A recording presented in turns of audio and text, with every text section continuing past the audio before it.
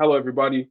My name is Jelani, and welcome to the 30th episode of the DeSci Rising series put on by DeSci World, where our goal here is always to provide an opportunity for many of the wonderful projects on our growing DeSci World dashboard to just formally introduce themselves, update their progress, highlight their achievements, and just generally engage with both the DeSci world and wider DeSci community.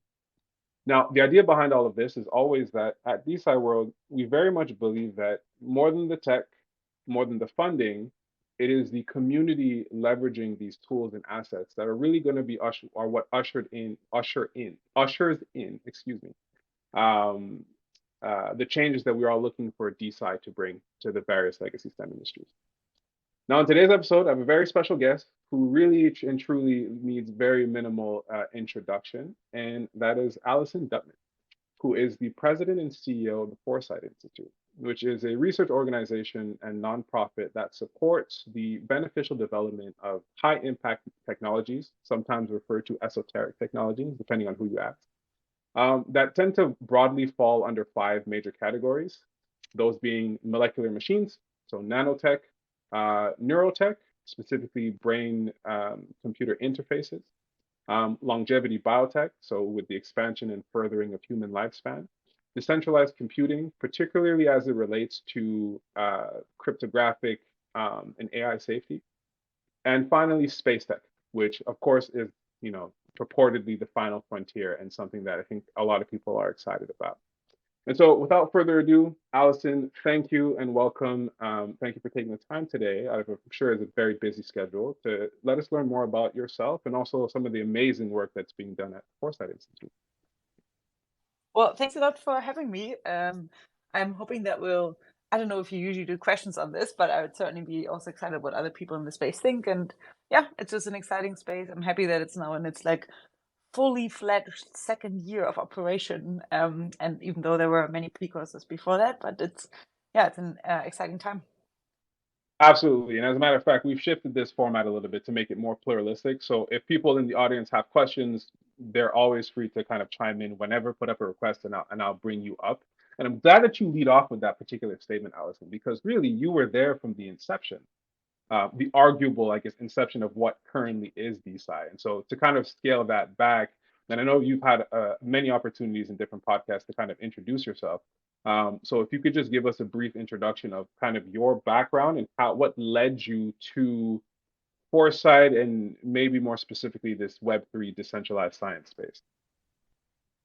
Oh yeah, there's so many different threads, but I guess starting very early days, um, I think I can remember as a child when I was thinking that life is just utterly amazing, and I was deeply troubled by the idea that it would end.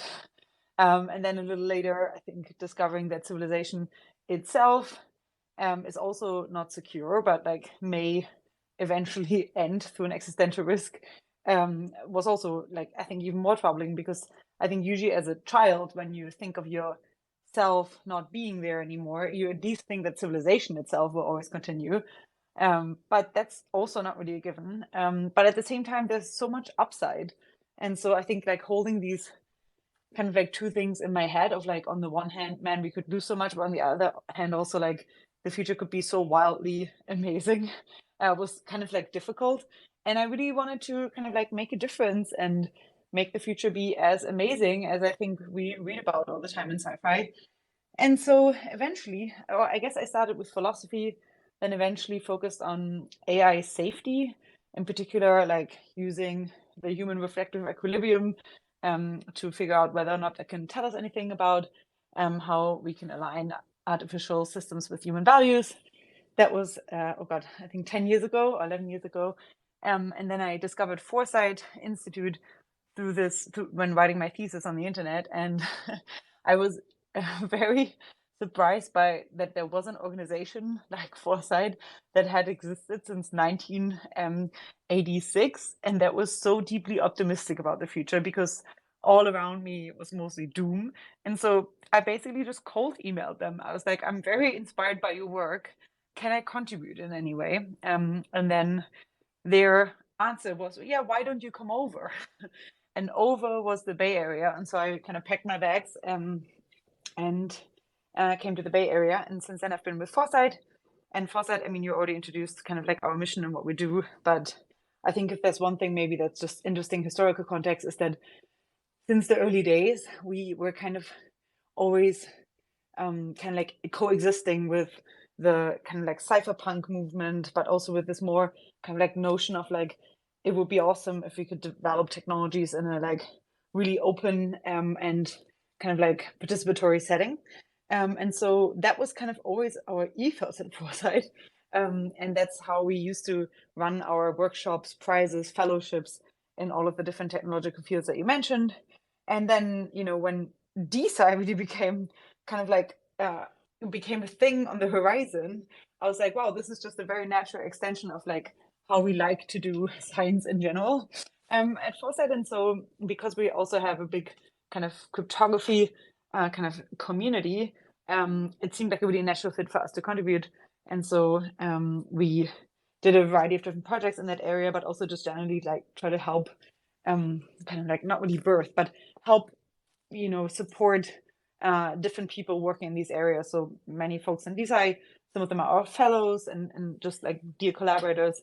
And even though we have a few projects in there, I'm just generally excited that many of the hard science and tech areas like space tech, longevity, even AI now have this kind of like decentralized layer in which people can contribute to them that was enabled through Web3.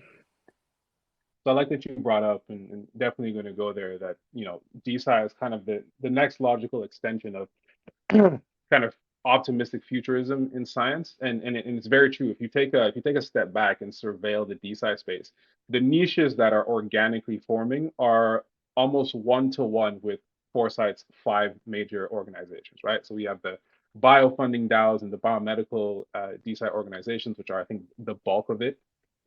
We have, and somewhere in there, you also have neurotech.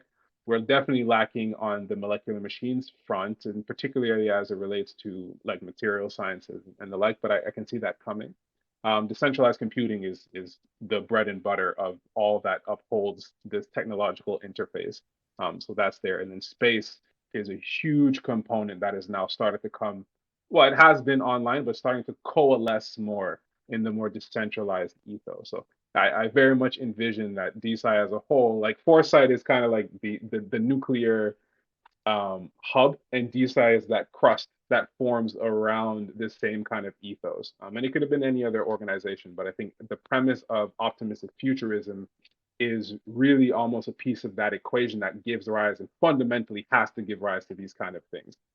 So it's very interesting. But before we get into like existential considerations of DeSci, for those in the audience and who will be listening to this recording afterward, just so that they can understand better, I did talk about the five different topics of Foresight, but can we break down Foresight Institute in and of itself? So what are the different components? What is it made out of?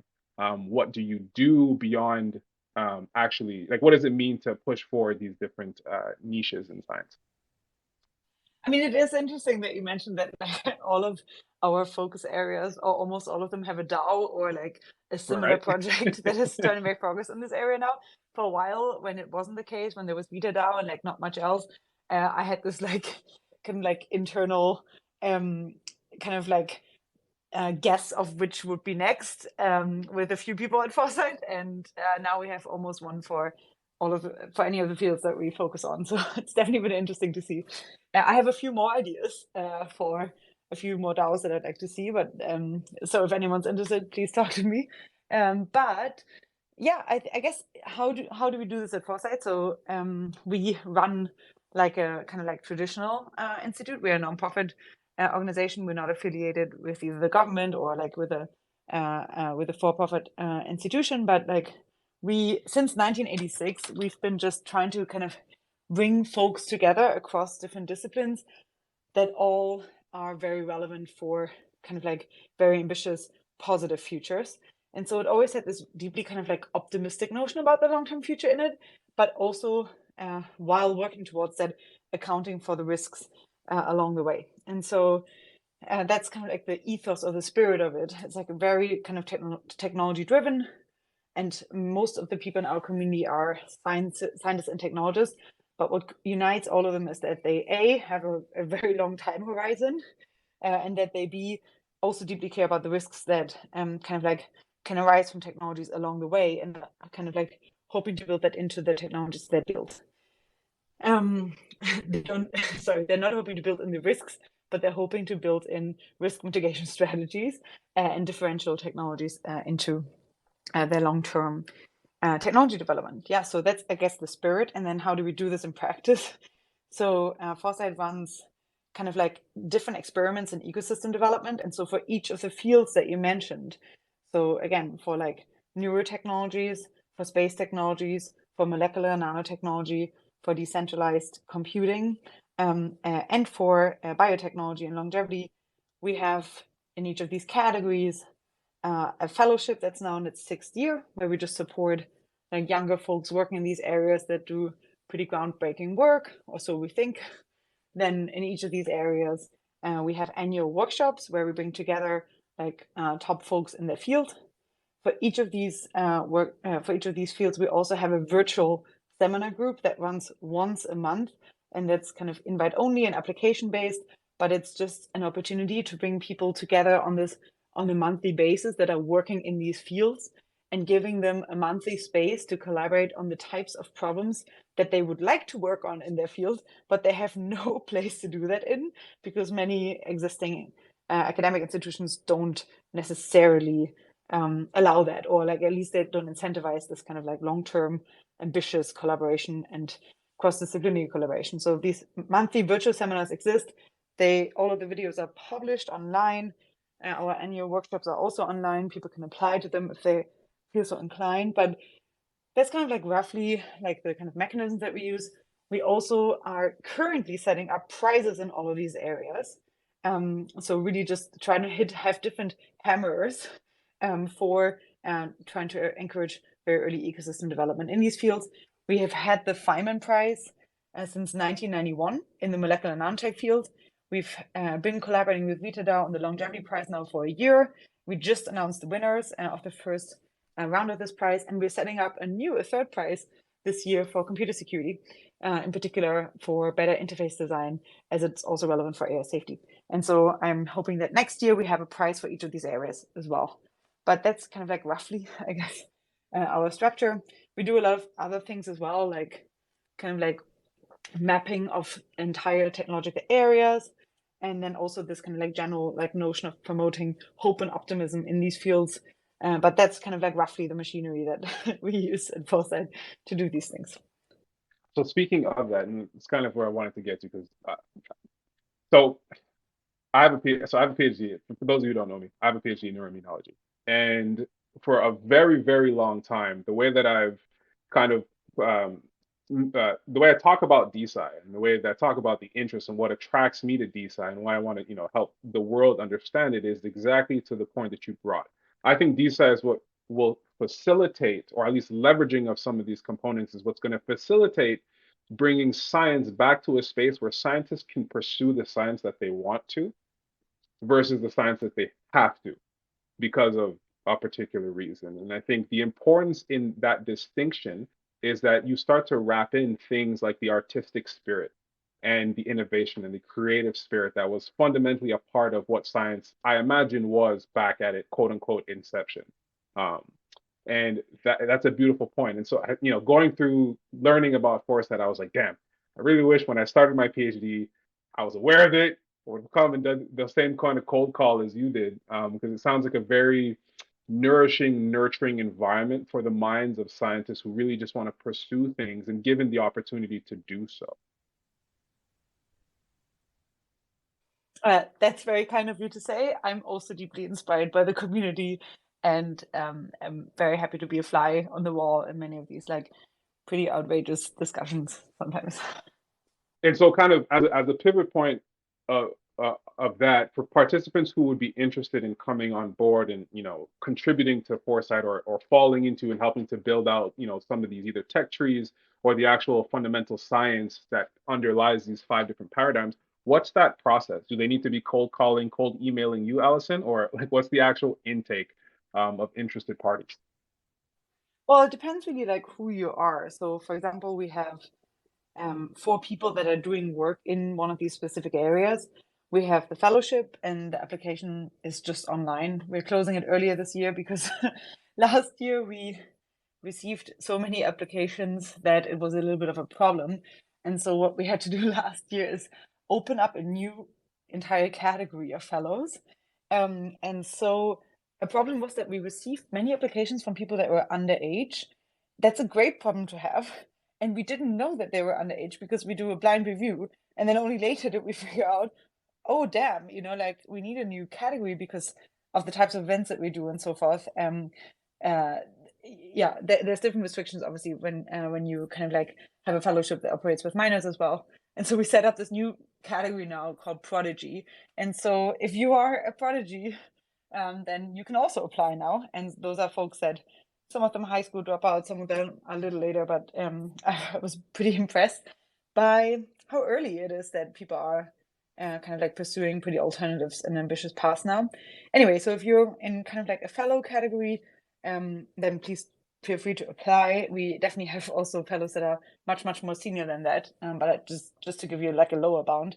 And then if you are interested in, I guess, or if you just have an idea that you think is like wildly revolutionary, I encourage you to check out our prizes. All of them are on the website too.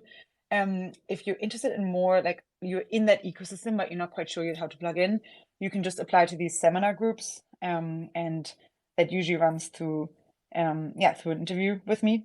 And then finally, if you're interested in the annual workshops where we really try to kind of like develop new project ideas, that's done via our workshop page for each of these areas. Very interesting. And so is the structure such that really Foresight is there to help nucleate and initiate and provide that catalyst to start these projects, and then after that they're kind of